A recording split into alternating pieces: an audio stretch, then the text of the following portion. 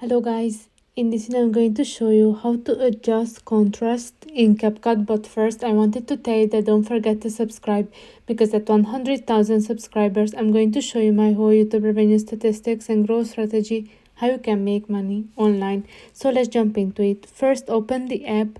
Now you have to select one of your projects that you would like to edit, or you can start a new one if you click on that plus icon, but I'm going to use this one.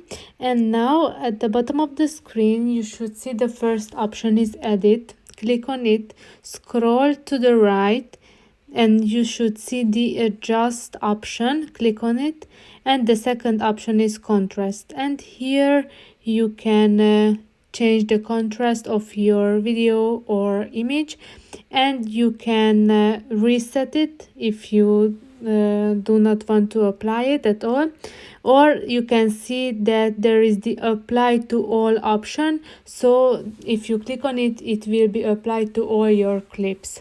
Then click on the check mark and you are all set. So I hope this video was helpful for you. If it was, please consider subscribing, and see you in the next one. Bye bye.